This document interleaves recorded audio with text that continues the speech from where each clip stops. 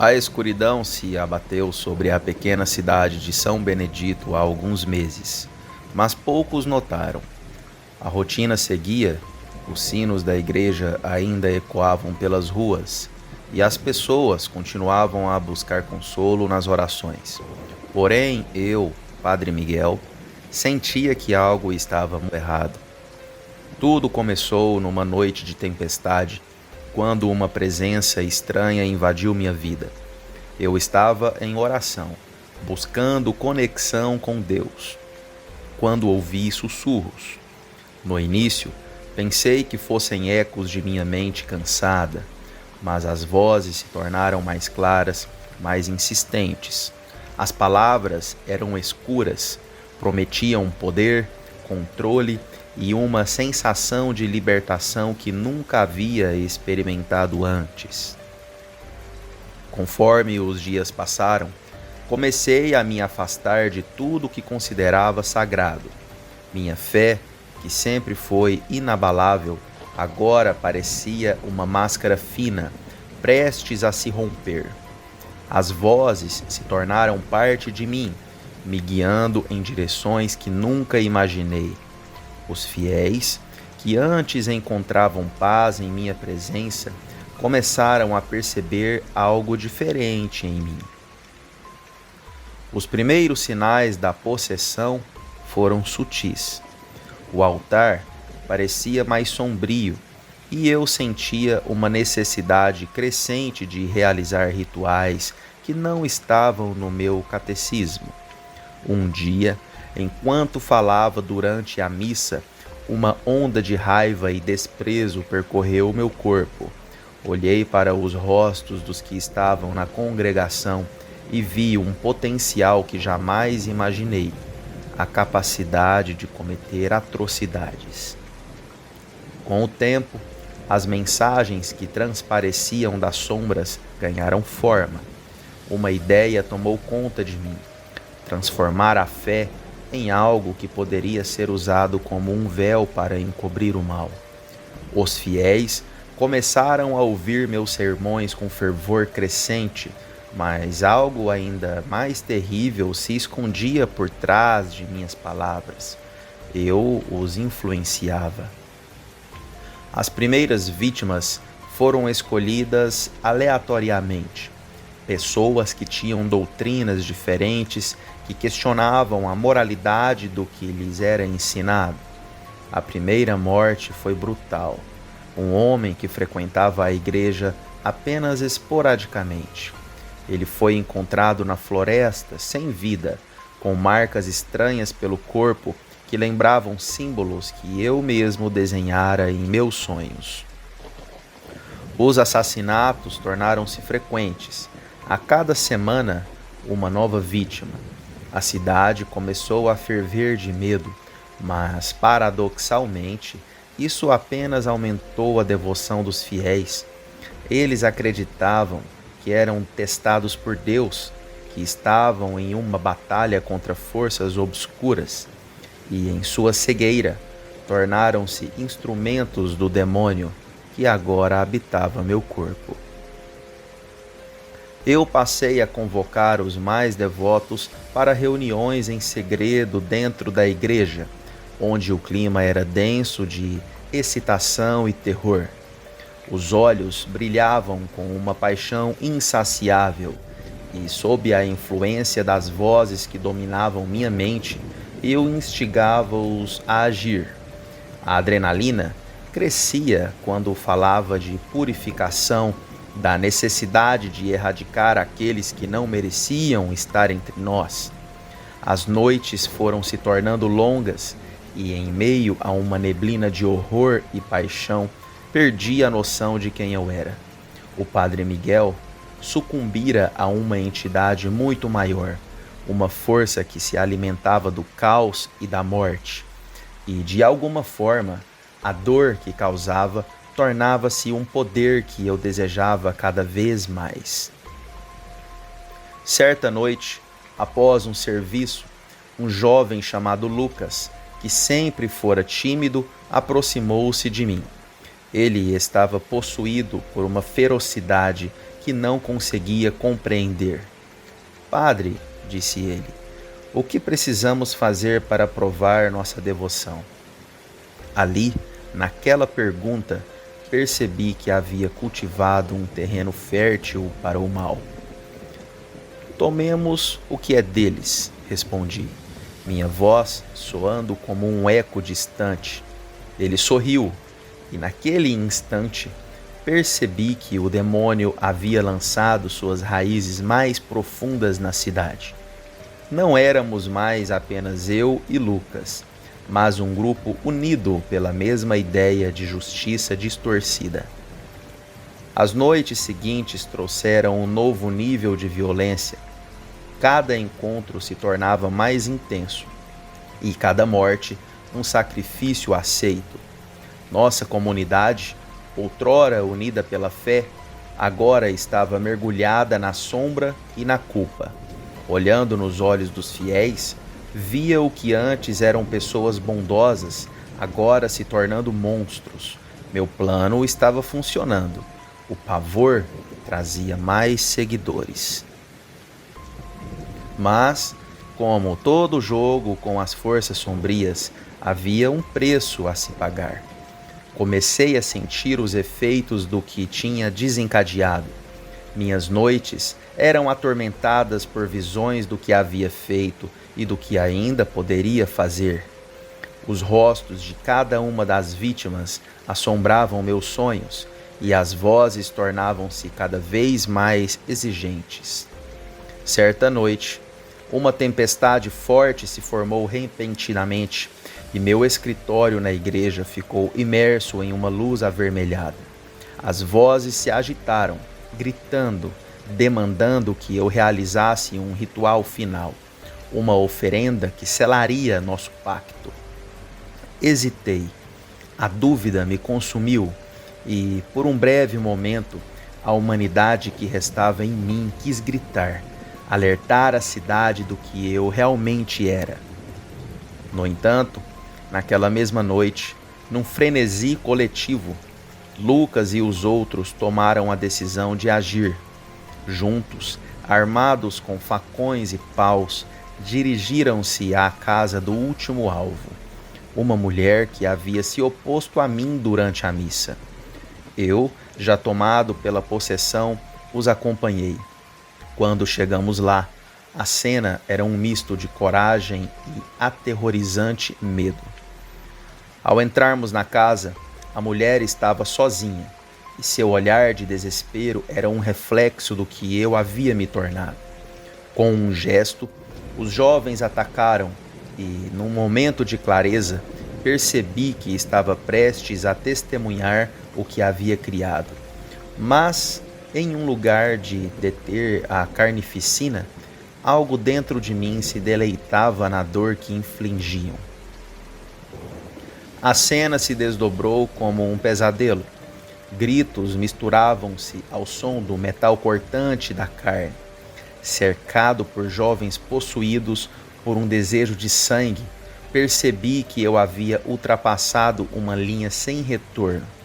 O que inicialmente era um controle sutil havia se transformado num derramamento de sangue que mancharia nossas almas para sempre. Finalmente, quando o último suspiro deixou os lábios da mulher, um silêncio pesado caiu sobre nós. A euforia que nos preenchia lentamente deu lugar à percepção do que havíamos feito, e um terror indescritível tomou conta de mim. Olhei nos olhos de Lucas e vi o mesmo vazio refletido nele. Era como se toda a esperança tivesse sido drenada, deixando apenas a escuridão. O pacto feito com o demônio não nos daria paz. Agora éramos prisioneiros de nossas ações, e a sombra que havia usurpado minha alma também capturara todos eles. Enquanto a polícia invadia a cena do crime, o peso do que havíamos realizado se abateu sobre nós como um manto de arrepios. E, no fundo da minha alma, sabia que o inferno que estava vivendo era apenas o começo. A cidade de São Benedito nunca mais seria a mesma, assim como eu. A escuridão que eu abracei não se limitava àquela noite. Seria uma constante, um ciclo interminável de horror. Eu era o padre possuído, e agora, ao invés de liderar, tornara-me um servo do mal. E, ironicamente, a única redenção que restava para mim era aceitar que eu mesmo havia me tornado o demônio.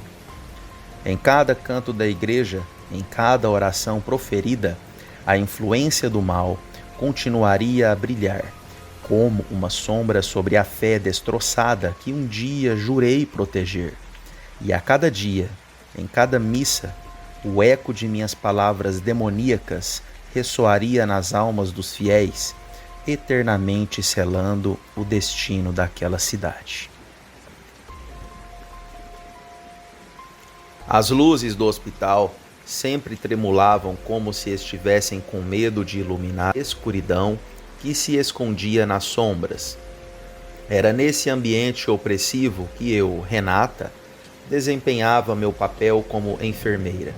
Mas essa história não é sobre cura ou compaixão. É uma confissão, talvez um grito desesperado por atenção antes que eu me perca completamente no abismo. Trabalhava na ala de terapia intensiva, um lugar onde a linha entre a vida e a morte era mais tênue do que em qualquer outro canto do hospital. Às vezes, não sabia quem estava cuidando de quem. Os pacientes se tornaram sombras vagantes, corpos inertes com almas aprisionadas. E eu era a guardiã desses fantasmas. Nas primeiras semanas, a rotina era tranquila. Eu cuidava dos pacientes, administrava medicamentos e, à noite, tomava conta dos que estavam mais debilitados. Durante as visitas, ouvia histórias de vidas repletas de amor, dores e promessas. Mas, conforme os dias passavam, algo começou a mudar dentro de mim. O desespero nos olhos deles começava a me fascinar. Quanto mais eles sofriam, mais eu sentia uma estranha adrenalina percorrer minhas veias. Foi em uma dessas noites solitárias, enquanto as enfermeiras à noite conversavam sobre trivialidades, que uma ideia obscura surgiu na minha mente. O que aconteceria se, em vez de salvá-los, eu os libertasse da dor? A primeira vítima chegou à minha porta na forma de um velho chamado Seu Carlos. Ele estava tão debilitado, tão próximo da morte, que bastou um simples empurrão para que seu destino fosse selado. Com as luzes apagadas, o silêncio do hospital se tornava ensurdecedor. Enquanto os outros dormiam, eu me aproximei de Seu Carlos. Ele olhou para mim, seus olhos vazios, implorando por ajuda. O que ele não sabia era que eu era a ajuda que ele não queria. Um simples golpe e tudo acabou. O frio da lâmina contra sua pele foi seguido de um calor inexplicável, como se eu tivesse finalmente encontrado o meu propósito. Depois disso, tornou-se um ritual. Cada paciente que chegava em estado crítico era um convite à libertação. Eu não apenas aliviava seu sofrimento, mas também coletava peças deles para vender no submundo. Ninguém realmente se importava com os desaparecidos, e os corpos eram facilmente descartados como um fardo a menos. A adrenalina que corria em minhas veias aumentava a cada noite, e a sensação de controle se tornava cada vez mais viciante. O dinheiro que ganhei era insignificante perto da emoção. O poder que tinha sobre a vida e a morte era intoxicante, mas, como todo segredo sombrio, a luz inevitavelmente começaria a infiltrar-se. Já havia rumores circulando pelos corredores do hospital sobre desaparecimentos inexplicáveis. As noites não eram mais silenciosas. Os sussurros agora eram ventos gélidos que ameaçavam revelar minha verdade. Certa noite, enquanto preparava meu próximo procedimento, ouvi um barulho vindo do corredor. Um jovem internado, Lucas, estava mais consciente do que nunca. Ele estudava cada movimento meu. Seus olhos eram como agulhas me espetando, prontos para perfurar o véu da noite. O pânico começou a tomar conta de mim. O que será que ele faria se contasse? O que será que aconteceria se ele me visse? Mas algo nele também despertou a curiosidade em mim. Ele estava à beira da morte, mas sua mente ainda funcionava. Decidi que ele seria minha última vítima, um teste final para ver até onde eu poderia ir. Com a lâmina em mãos, avancei em direção a ele, e uma batalha começou entre a razão e a sombra que habitava minha alma. Lucas sorriu, como se soubesse o que eu estava pensando, e isso me fez hesitar. Eu não sabia que ele tinha um plano. Ele havia armado uma armadilha e, quando me virei, estava cercada por seguranças do hospital. O peso da minha escolha caiu sobre meus ombros como uma pedra. Fui apanhada e a máscara que usei por tanto tempo caiu. Agora, estou aqui, aguardando o julgamento, não como uma enfermeira, mas como alguém que decidiu brincar de Deus. No fundo, sempre soube que esse dia chegaria, e ao invés de sentir arrependimento, uma parte de mim ainda anseia pela adrenalina e a certeza de que ainda poderia ter sido mais. A escuridão em meu coração nunca desapareceu. E mesmo agora, enquanto escrevo estas linhas, sinto que o chamado da noite ainda me chama. A enfermeira da meia-noite pode ter caído, mas quem sabe quantos mais poderão surgir das sombras? A escuridão é esta constante que me abraça. No conforto do meu próprio medo, eu posso sentir a pressão do oceano ao nosso redor, uma força esmagadora que nos mantém prisioneiros em nossa própria tumba de metal. O U-Boat 429, um submarino ostensivamente invencível da Segunda Guerra Mundial, se tornara agora nosso cativeiro, e cada segundo que passava era um eco do que havíamos perdido e do que estávamos prestes a enfrentar. Tudo começou com uma missão de reconhecimento nas águas gélidas do Atlântico, uma tarefa simples que rapidamente se transformou em um pesadelo.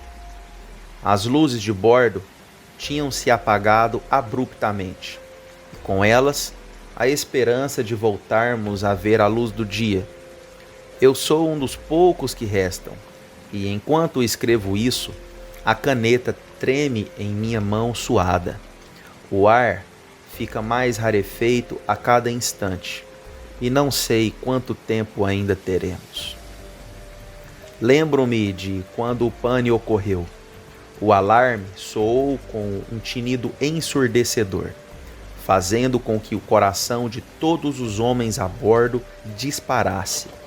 O capitão, um homem rígido e determinado chamado Schmidt, ordenou que todos fossem até seus postos. Ninguém sabia que aquelas seriam nossas últimas ordens.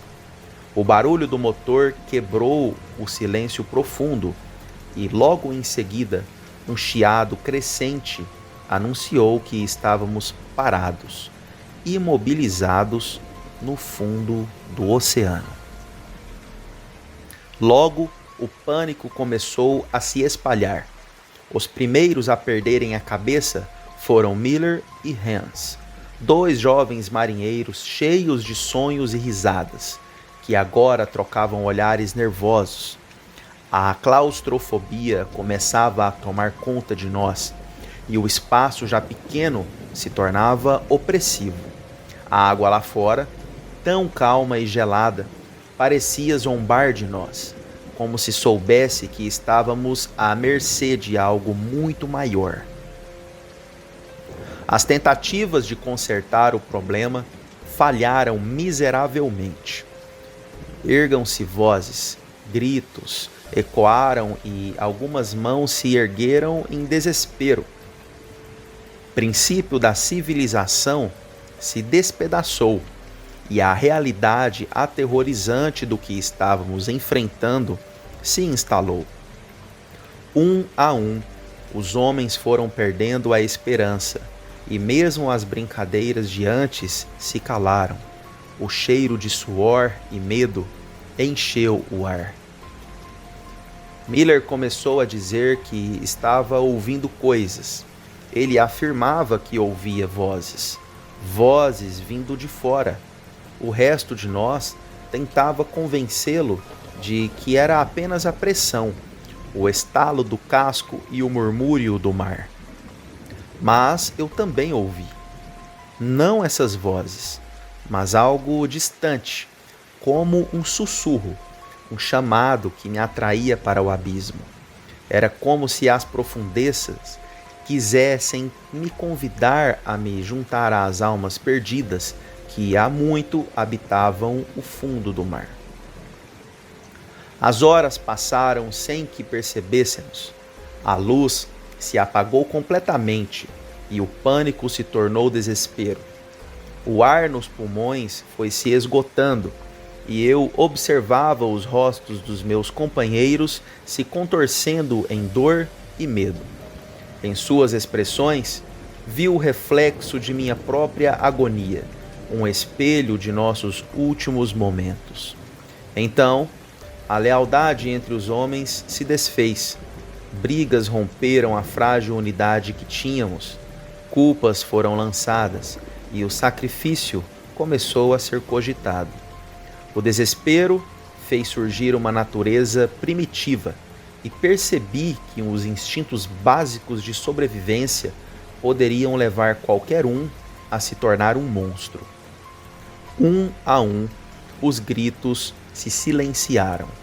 Vi Hans se afundar em sua própria loucura, esfaqueando a parede do submarino, buscando uma saída que não existia.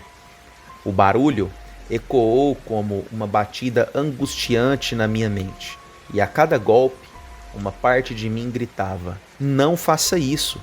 Mas quem poderia ouvir? Estávamos todos perdidos. Agora, com a consciência pesando sobre mim, percebo que o oxigênio se esvai e a escuridão se torna ainda mais opressiva. As ondas lá em cima continuam a dançar, inconscientes de nosso destino.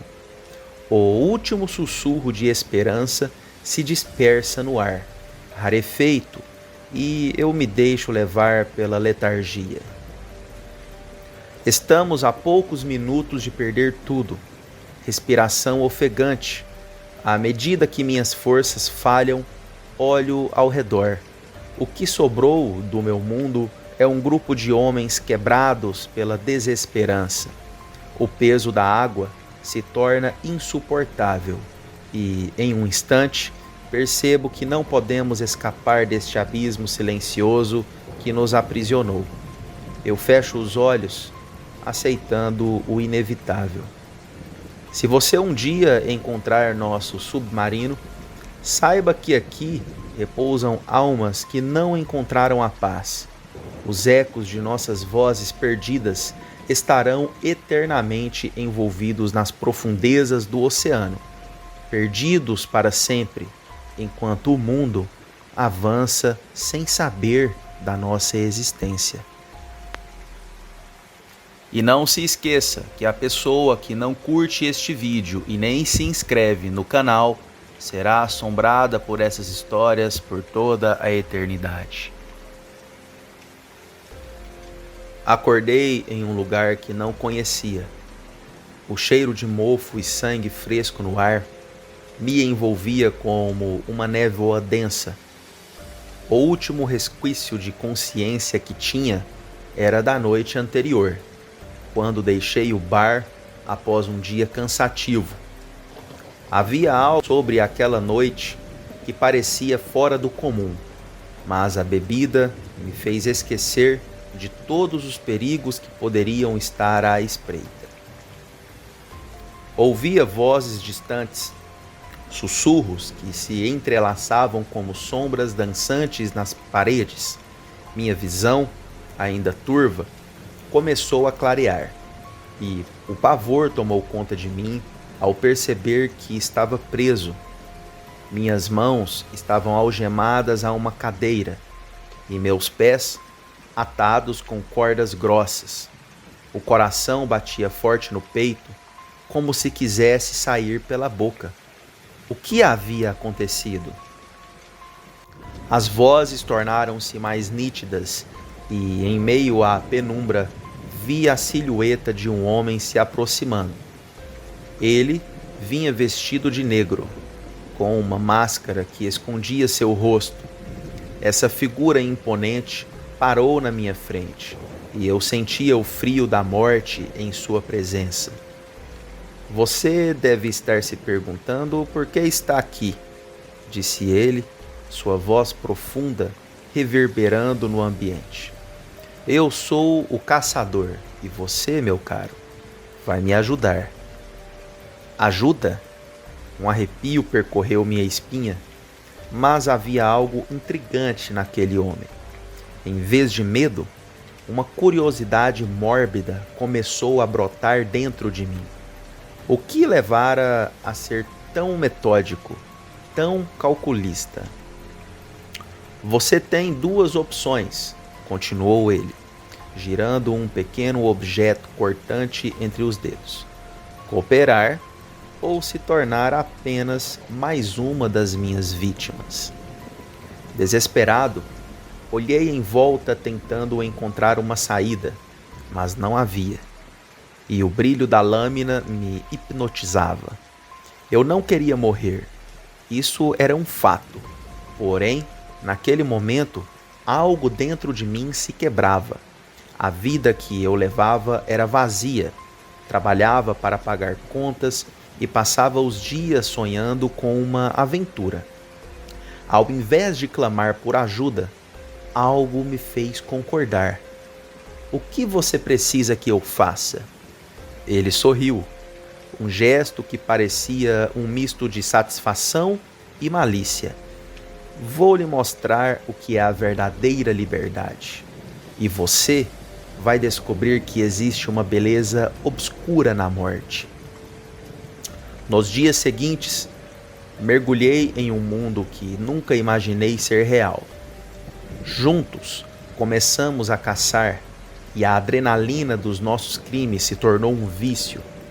Eu aprendi a agir com precisão e escolher as vítimas certas, a deixar mensagens que brincavam com a mente da polícia.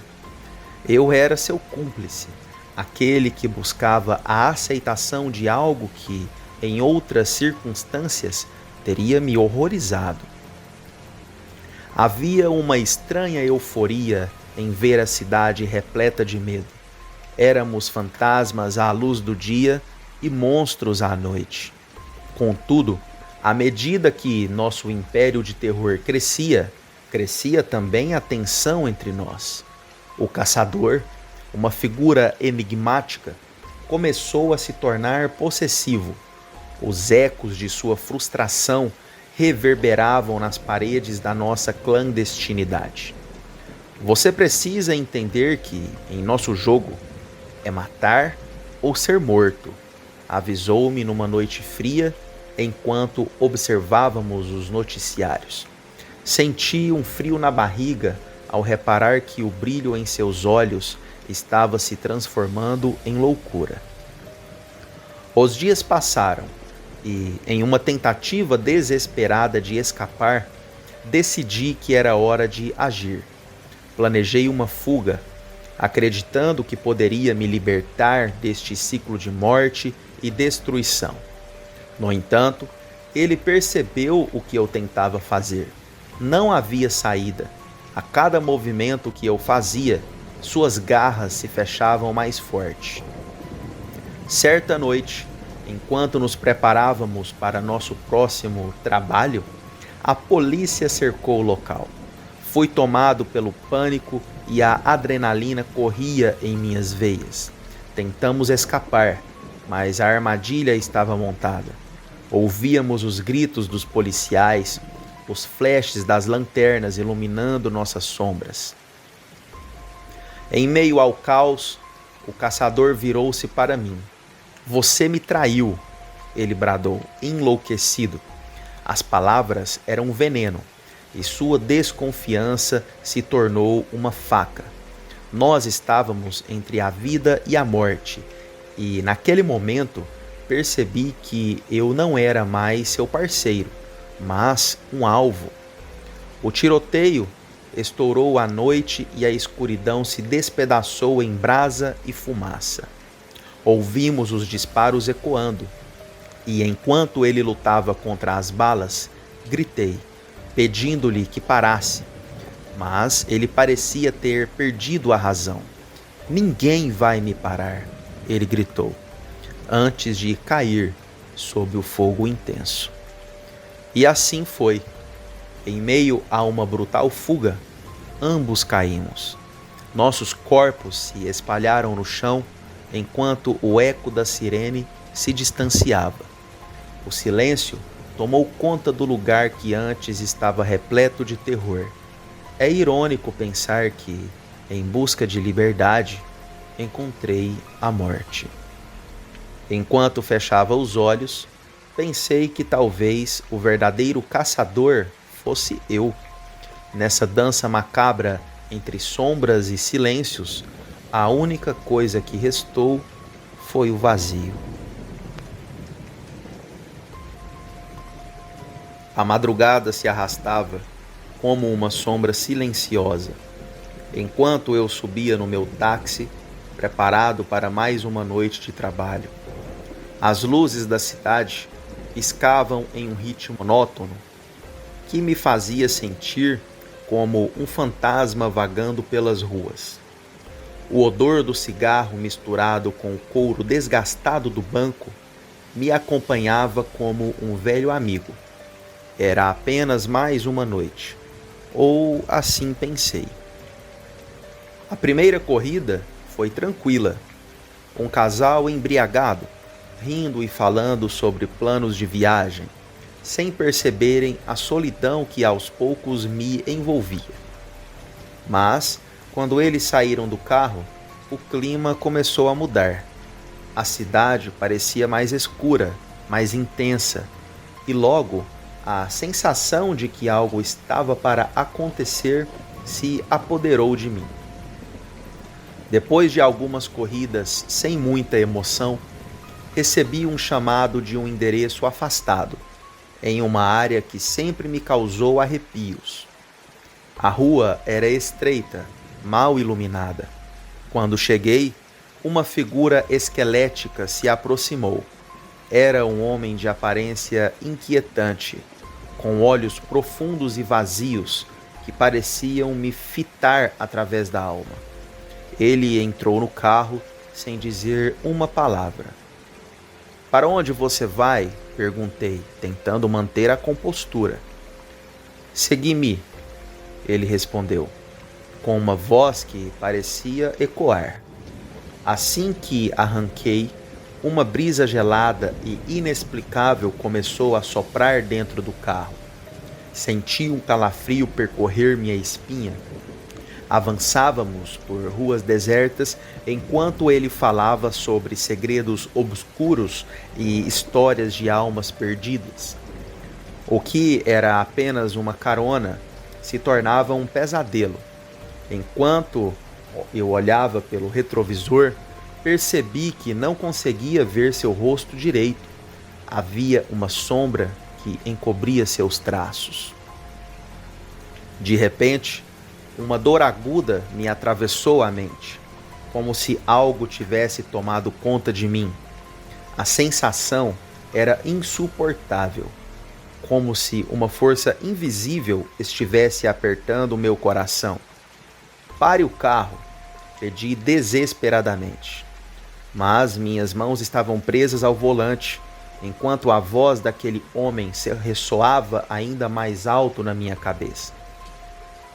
Você não pode fugir. A noite é sua agora. Senti uma onda de raiva e desespero me dominando. Meu corpo começou a agir por conta própria. Acelerando, fui levado a uma casa que eu reconheci. Era a minha. O verdadeiro horror começou então. Aos poucos, a força que me dominava revelava uma vontade aterrorizante. Eu tinha que matar. Pensei em minha esposa e filhos, minha vida inteira. A insanidade estava prestes a se concretizar. A voz do espírito maligno tornou-se um grito ensurdecedor. Mate-os, faça o que deve ser feito. Dentro de mim, uma batalha feroz se desenrolava. Tentei resistir, mas a presença era poderosa. Só conseguia pensar em como tudo isso não era real, que era apenas um pesadelo. Chegando à porta de casa, abria com um impulso. A cena que se seguiu foi uma mistura de horror e tragédia. Minha família estava ali, dormindo inocentemente. Isso era uma armadilha, pensei. Eu não podia deixar isso acontecer. Mas, em um momento de fraqueza, as mãos, agora com uma faca em punho, se moveram em direção à cama. Olhei para aqueles rostos amados e a realidade começou a desvanecer. O espírito controlava minha mente e coração. Faça, ele rugia, e eu queria gritar, mas não havia som. No último instante, uma luz brilhou em meu peito. Lembrei-me dos risos, dos abraços calorosos, do amor que compartilhávamos. Uma onda de coragem me sugou e gritei, quebrando a influência do espírito.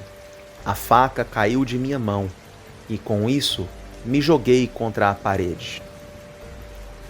A casa estava em silêncio. Jantei no chão, sentindo o peso do que quase fiz. Minhas lágrimas misturavam-se ao suor e à adrenalina.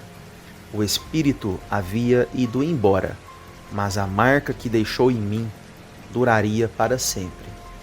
Naquela noite, voltei a ser o homem que amava sua família, mas por quanto tempo eu resistiria? A linha entre o bem e o mal nunca foi tão tênue, e as sombras da madrugada poderiam voltar e me atormentar a qualquer momento.